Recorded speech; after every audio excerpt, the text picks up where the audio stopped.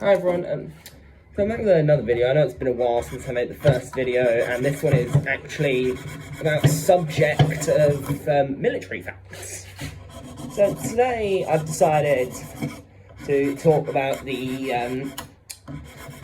actually it's not even technically an aircraft carrier. I was going to say Russia's only aircraft carrier, it's not even technically an aircraft carrier. It's the Admiral Kuznetsov. Full name, Admiral of the Fleet of the Soviet Union, Kuznetsov, but following the collapse of the Soviet Union, it was simplified to Admiral Kuznetsov. So for anyone wondering what I said when I said not even technically an aircraft carrier, if she was classed as an aircraft carrier, she would be stuck in the Black Sea.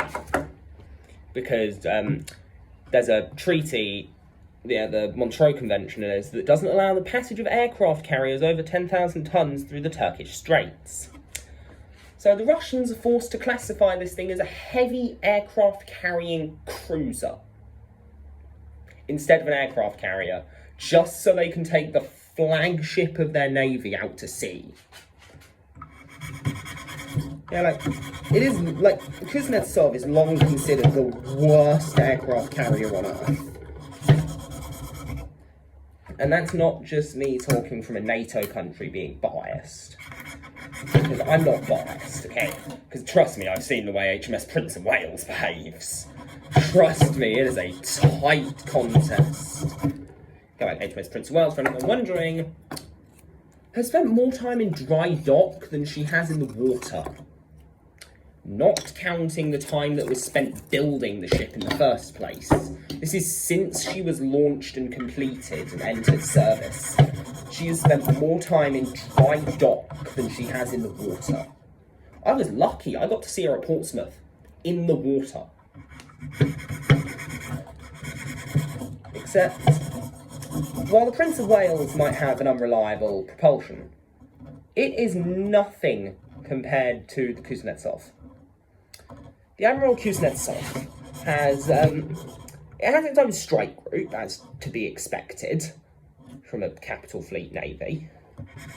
Or an aircraft carrier has its own carrier striking group. See, the most important ship in that carrier group isn't even the Kuznetsov. It's a tugboat.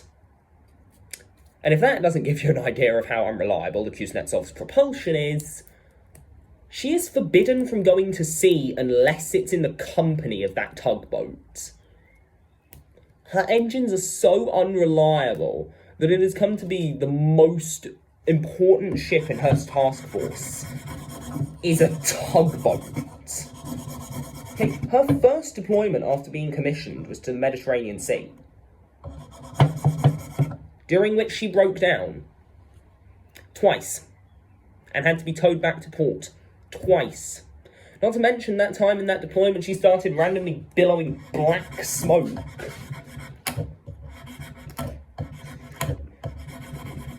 Okay, I saw a comment earlier about the Kuznetsov. It was something about why there's so few aircraft carriers and about the cost of them and that. And someone brought up the Kuznetsov.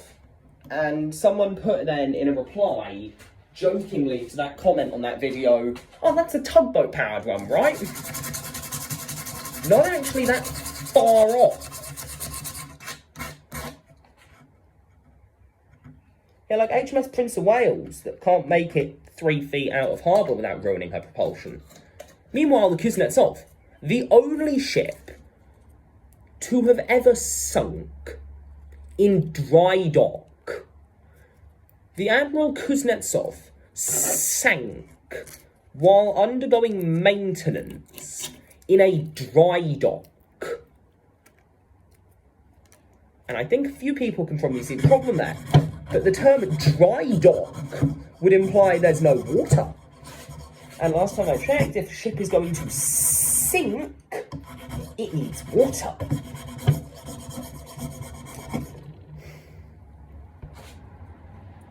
There's the thing.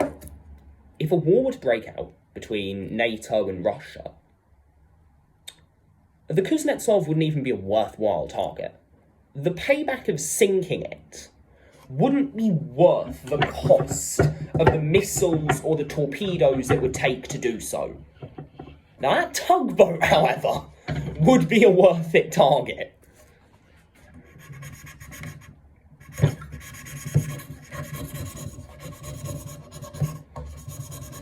So for anyone wondering, the origins of the Admiral Kuznetsov, she's not like the Queen Elizabeth class carriers like Prince of Wales. Prince of Wales is a home-built design. The Admiral Kuznetsov was stolen from Ukraine, actually. Because it was being built in Ukraine whilst it was still part of the Soviet Union. Except in 1991, after Ukraine detached from the Soviet Union and became independent, many argued that since the carrier was being built in a Ukrainian shipyard by Ukrainian workers, that it should remain Ukrainian property. At which point it was promptly stolen by the Russian crew, and then sailed several thousands of miles away from the shipbuilders, whilst only partially complete. She also went through about 6 or 7 name changes, and anyone familiar with marine superstitions should know. Seeing a redhead before boarding a ship is considered bad luck. Bringing a woman on a ship is considered bad luck. And I say considered because it's not actually. Changing the name of a ship, and now I'm not a superstitious person, but even I believe this one. Changing the name of a ship is a horrible idea. Okay, changing the name of a ship is considered to be the worst luck that one can give to a ship. Or a boat, so don't go and buy a small boat and change the name of it. Even if you're not superstitious. Look, I've seen non-superstitious people be absolutely terrified of changing the name of a boat or a ship before. And for good reason. So, HMHS Britannic, a hospital ship in World War I, originally planned to be named the Gigantic. Don't get me wrong, Britannic's a much better name. That name was changed to avoid similarities to the Titanic, who had just sunk with, like, 2/3 of the people on board dying. Okay. So in World War I, Britannic then struck a mine and sank 30 miles from shore.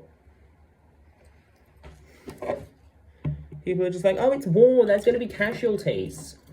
Yeah, but you wouldn't expect a hospital ship to be the largest ship ever sunk in warfare. Actually. Well, in World War I, at least. I won't say warfare ever, but... well. Angry Yamato Musashi and Shinano noises. 2 Yamato-class battleships and 1 that was converted into an aircraft carrier.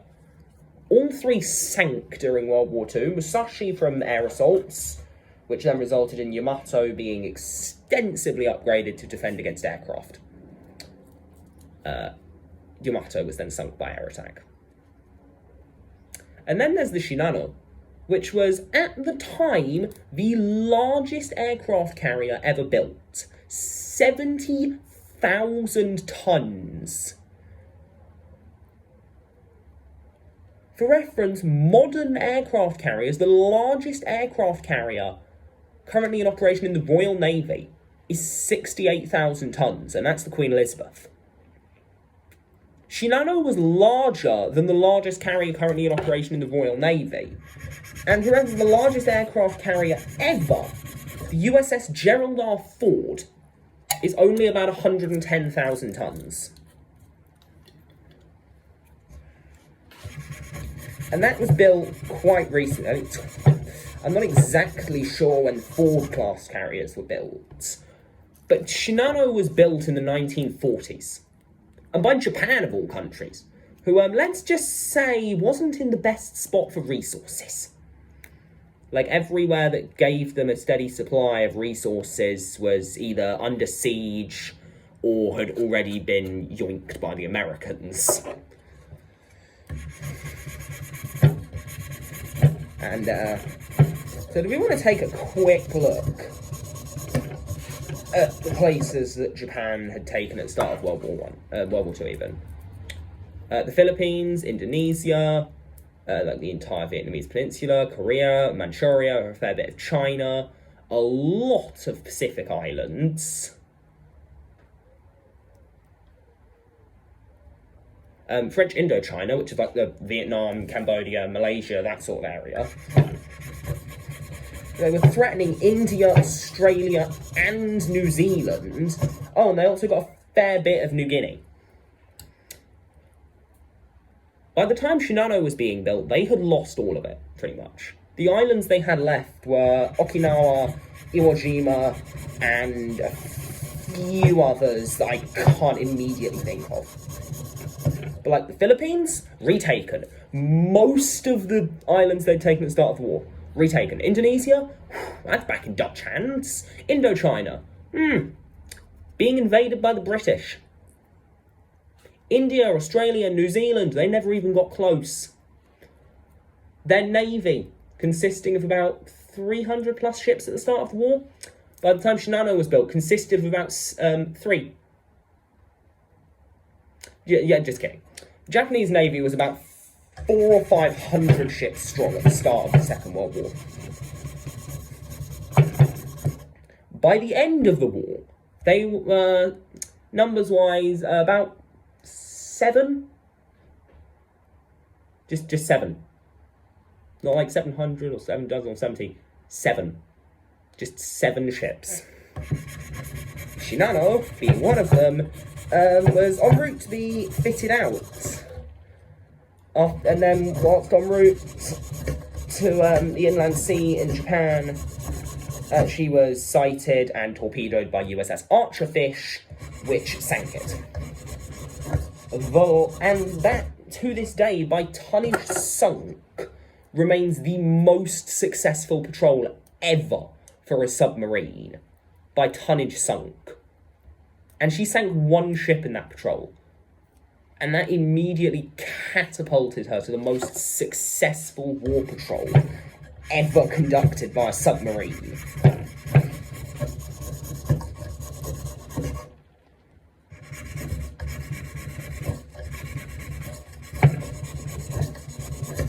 Like, many people on board just like, it's not the end of the world, it's one submarine. One submarine absolutely cannot sink a carrier this big. Archerfish just like, hold my beer. It's like Archerfish just winding up her torpedo strike. It's like, Shinano's crew just like, it's fine, we're on the largest ship on Earth, nothing can sink us. At least not one submarine can't, Archerfish is like, Archerfish is like, yeah, hold my beer. I'm immensely impressed with that as well. It's like, for reference, the two most successful submarines that I know of after that. USS Bob, otherwise known as the only submarine to ever sink a train, which is a story for another video. And USS Punch, which under the command of Captain Lawson Ramage, went on what is known as today as Ramage's Rampage, where they sank 6 ships in half an hour.